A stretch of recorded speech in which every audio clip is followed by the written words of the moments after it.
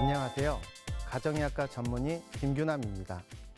이 시간 제가 준비한 이야기는 더위와 함께 기승을 부리는 식중독의 원인과 예방법입니다. 무더운 여름철 어김없이 찾아오는 불청객, 식중독. 식중독은 대부분 음식 섭취를 통해 발생되는데 오염된 음식물 섭취뿐 아니라 가공육과 통조림, 유제품 섭취를 통해서도 발생하게 된다. 기온이 1도씩 올라갈 때마다 6.2%씩 증가한다는 식중독 환자들. 식중독이 발생하는 이유와 치료법은 어떤 것들이 있는지 자세히 알아보자. 이야기를 시작하기 앞서 2022년도에 발생한 기사부터 한번 살펴보도록 하겠습니다. 지난 2022년 5월 경남 김해시 식당에서 냉면을 먹은 사람들이 식중독에 걸렸습니다. 식중독에 걸린 이유는 냉면 고명으로 올려진 오염된 달걀 지단 때문이었는데요. 그중 한 명은 식중독으로 치료를 받다가 사망했다고 합니다. 식중독으로도 이게 사망을 할 수 있기 때문에 제가 오늘 식중독에 대해서 자세히 설명드리겠습니다. 식중독이란 무엇일까요? 식중독은 음식물을 섭취함으로써 구토, 설사, 복통 등의 소화기 증상까지 나타나는 질환을 말하는데요. 식중독의 원인으로는 세균에 의한 세균성 식중독이 있고요. 바이러스, 기생충에 의한 식중독도 있습니다. 동물성 독소, 보거나 모시조개 등에 있고요. 식물성 독소로는 버섯, 감자, 파마자씨에 의한 자연독 식중독도 있습니다. 마지막으로 중금속이나 화학물질 등에 의한 화학성 식중독도 있습니다. 대부분의 식중독은 세균이나 세균의 독소 때문에 식중독이 발생하기 때문에 오늘은 여러분들에게 이 부분에 대해서만 강의를 해드리겠습니다. 2023년 국내 식중독 발생 현황을 보면 보통 7월과 9월에 피크를 좀 찍고 있다가요. 의외로 8월 달에는 좀 감소하는 추세를 띠고 있습니다. 이유가 왜 그럴까요? 보통 우리가 여름철이 다가오면서 식중독에 대한 경각심이 있기 때문에 좀 관리를 잘하는 시기가 오히려 8월 달입니다. 그러다가 약간 해이해지는 9월 달에 다시 증가되는 현상을 볼 수 있습니다. 그거는 이제 봄철에 식중독이 증가하는 것과도 약간 비슷하다고 볼 수 있습니다. 여름철 식중독이 많이 발생하는 식품들을 모아봤는데요. 계란, 아이스크림, 마카롱, 햄 같은 가공식품들에서 많이 발생되는 걸로 되어 있습니다. 하나하나 살펴보면 흔한 그 음식들에 들어있는 세균들을 말씀드릴 건데요. 살모넬라 같은 균은 김밥이나 달걀 같은 거를 섭취했을 때 잘 생기는데요. 이유는 보통 이 살모넬라 균이 닭 분변에 존재를 하는데 그 닭 분변의 물질들이 닭 껍질에 있다가 달걀 보관을 잘 못했을 경우에 깨진 껍질 사이를 통해 가지고 달걀 안으로 침투하게 됩니다. 그러면 우리가 그걸 모르는 상태에서 달걀을 조리하는 과정 중에 그 균이 뭐 도마나 뭐 카레 같은 것들도 간염이 될 수 있고, 그런 상태에서 조리를 하다 보면 그 균이 자라나서 우리 몸에 침투하게 돼서 우리가 살모넬라 균에 간염이 되는 경우가 되겠습니다. 실질적으로 살모넬라 발생 건수는 여름철에 굉장히 증가되는 양상을 보이고 있습니다. 그래서 살모넬라균은 특히나 음식물 보관이 중요하므로 달걀, 육류 같은 경우는 0에서 4도씨 미만의 저온에서 보관해야 합니다.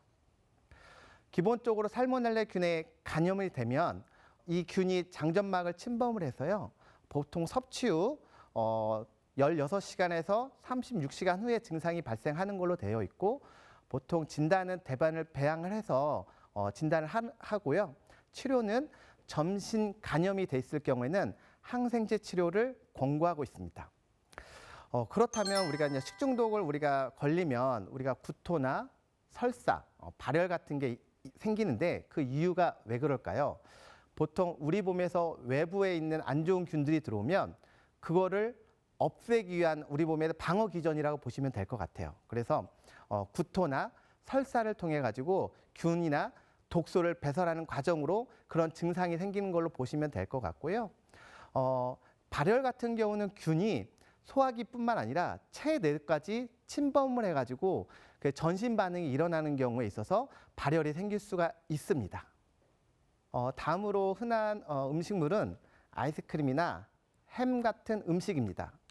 어려운 용어긴 한데 어려운 균 이름이긴 한데 리스테리아 모노사이토제네스라는 균은 흙이나 분유로 오염된 과일이나 채소, 육류, 육가공품을 섭취하는 경우에 생기는 걸로 되어 있고요.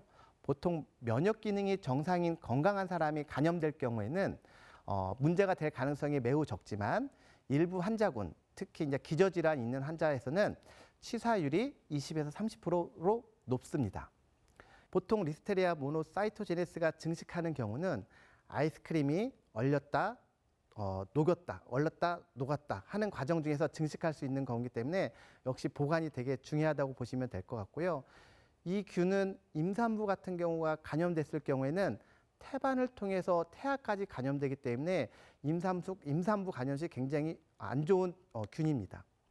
다행히 우리나라에서는 감염된 사례는 극히 적은 걸로 되어 있고요.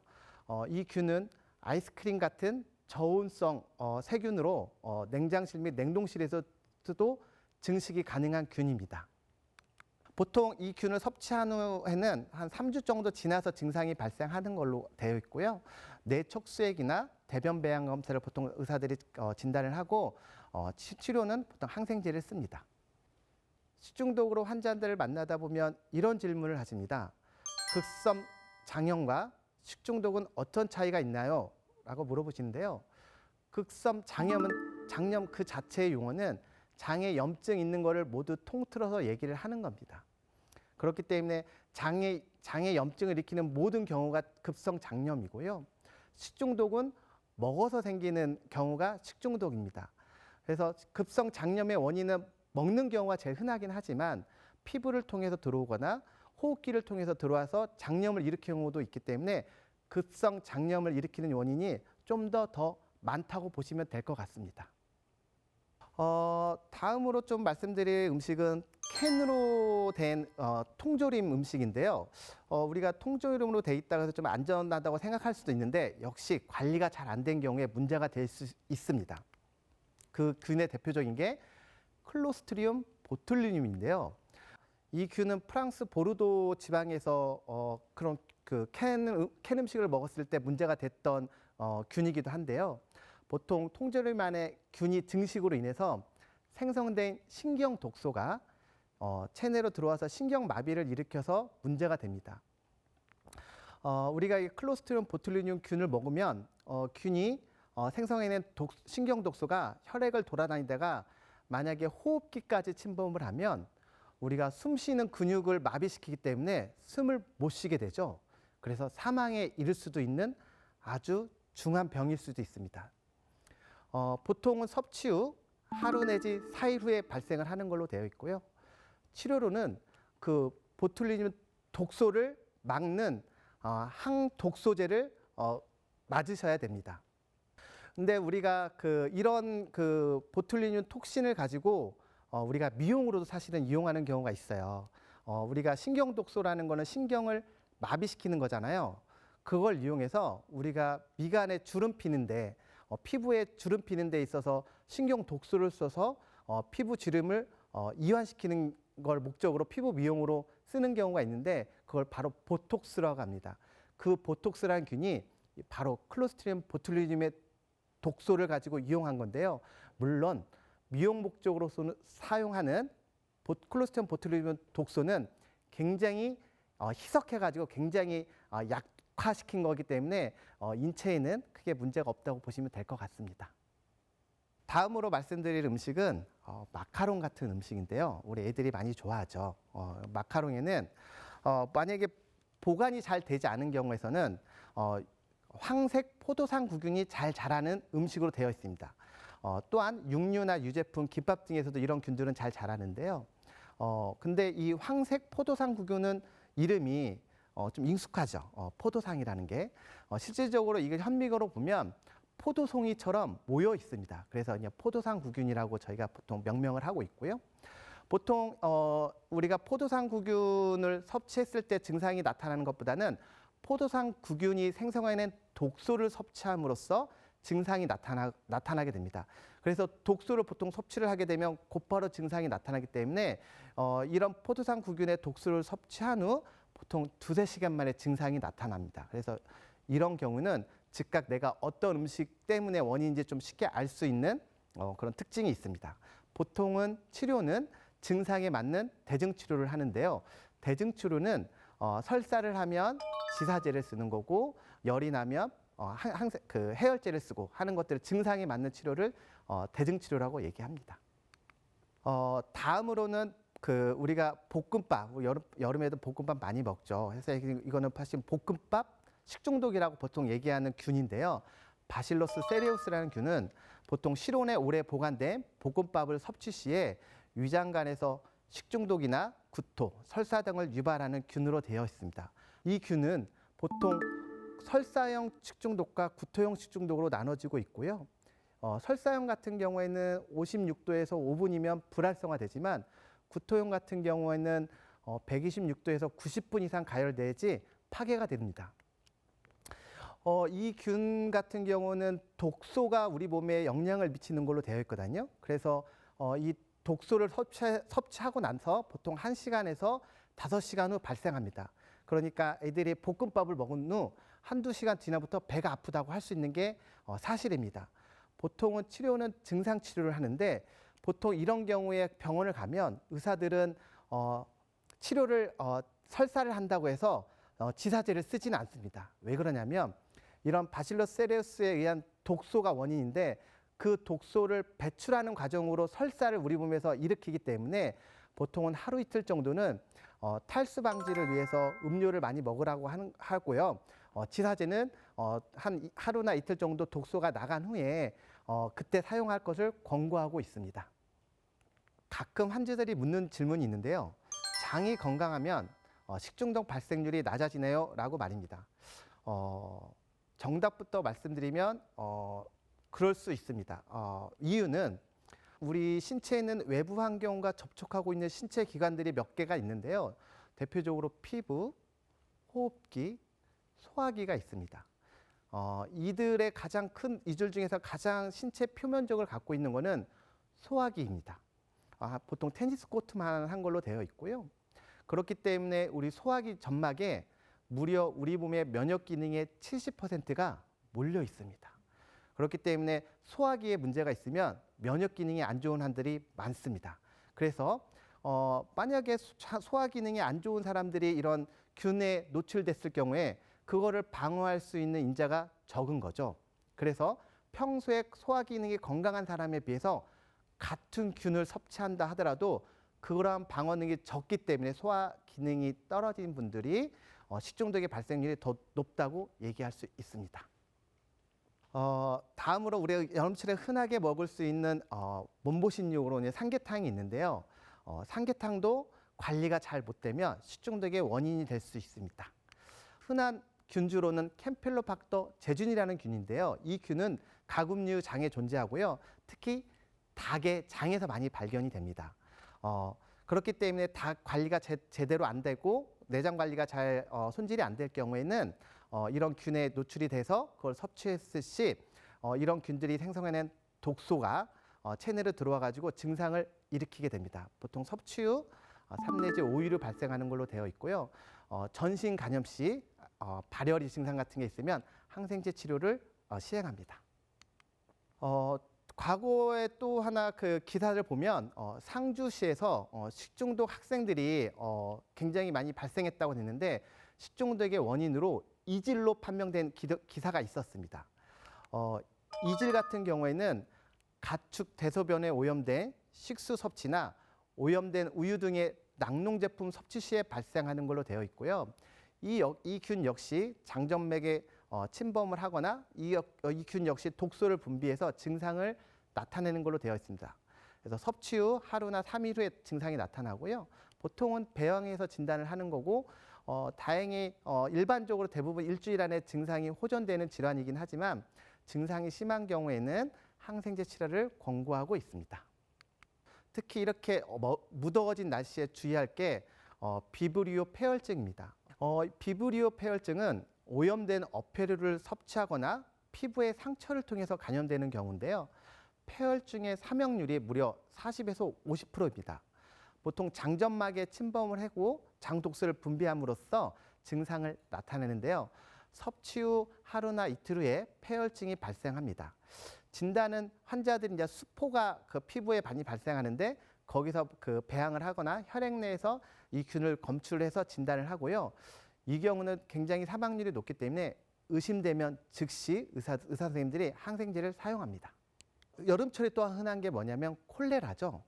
여름철에 흔한 균 중에 하나인 게 콜레라인데 역시 이 콜레라 균은 바다에 그 서식하는 균에 흔하게 잘 자랍니다. 그래서 좀 높은 온도에 있어서 콜레라가 잘 자라는 걸로 되어 있기 때문에 역시 오염된 어패류를 복용했을 때 잘 생기는 걸로 되어 있고요. 장 독소를 그 분비를 하면서 소화기, 구토나 설사, 복통 등의 증상을 일으키고 무엇보다 물설사를 많이 발생시킵니다. 섭취 후 8시간에서 24시간 후에 증상이 발생을 하는 걸로 되어 있고요. 역시 진단은 환자들의 배변을 배양해서 진단을 합니다. 치료는 항생제를 통해서 치료가 가능합니다. 그렇다면 여름철 해산물은 먹지 말아야 될까요?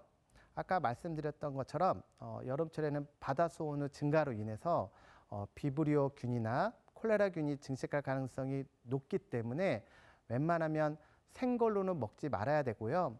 먹고 싶다고 하면 꼭 익혀서 드시길 바랍니다. 한때 되게 이게 그 문제가 됐던 균이 하나가 있었는데요. 햄버거 패티에 존재하는 O157이라는 균입니다. 과거에 미국에서도 리콜 사태가 일어났던 음식이기도 한데요. 음식에 있던 균이기도 한데요. 출혈성 대장균 O157균은 동물의 분변에 오염된 생간이나 햄버거를 섭취 시에 장출혈, 설사 및 복통 증상이 발생을 해요. 그래서 혈변을 보는 게 특징이고요. 더 나아가서는 용혈성 요독증 또는 혈소판 감소증으로까지 진행이 됩니다. 이 균이 들어오면 장점막을 침범해가지고 체내로까지 들어가는 걸로 되어 있고요. 섭취 후 보통 2 내지 5일의 증상이 나타납니다. 대변을 통해서 대변 배양을 통해서 진단을 하고요.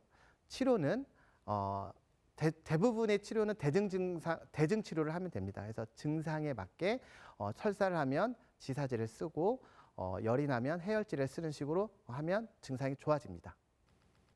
다음으로는 여름철에서 특히 조심해야 될 게 뷔페 같은 단체식이 있는데 과거의 기사를 보면 카레를 먹고 집단 식중독에 걸린 경우가 있습니다. 이런 그 단체 식당에서 흔하게 생길 수 있는 게 바로 웰치균인데요. 단체 식사에서 흔히 생긴다고 해서 뷔페식 식중독이라고 명칭하기도 합니다.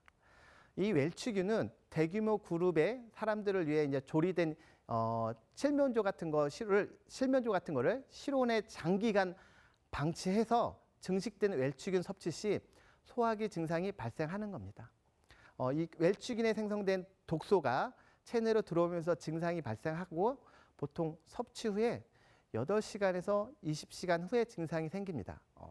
보통 진단은 역시 배양을 통해서 대변 배양을 통해서 보통 진단을 하고요. 역시 증상 치료로 대부분 좋아지는 게 사실입니다. 여러분들이 식중독에 감염이 되면 여러분들이 해야 될 게 뭐가 있을까요? 기본적으로 구토나 설사 등이 주증상이기 때문에 우리 몸에 수분이 많이 빠져나갑니다. 그렇기 때문에 수분 섭취가 꼭 필요하고요. 식사는 굳이 금식할 필요는 없습니다.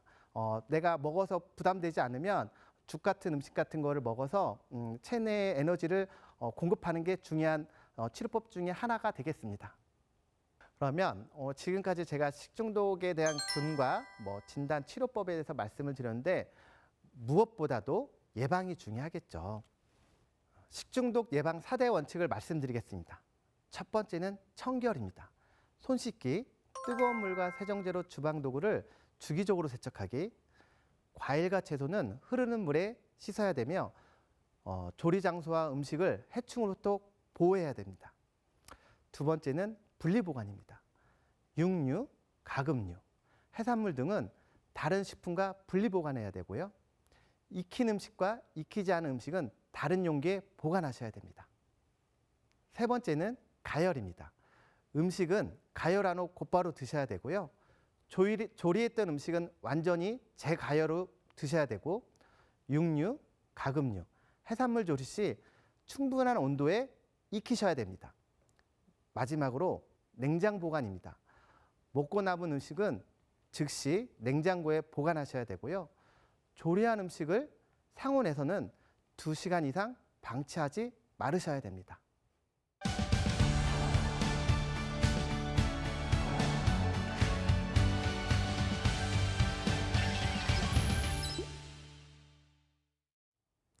시청자들께서 식중독과 관련해 저에게 많은 질문을 보내주셨는데요. 함께 확인해 볼까요? 같은 장소에서 같은 음식을 먹었는데 남편은 괜찮고 저만 식중독에 걸렸습니다. 이유가 뭘까요? 네, 이런 경우가 궁금한 경우가 있을 수 있는데요. 보통 우리가 음식을 먹는다 하더라도 어떤 분은 뭐 많은 음식을 먹고 어떤 분은 적게 먹을 수도 있잖아요.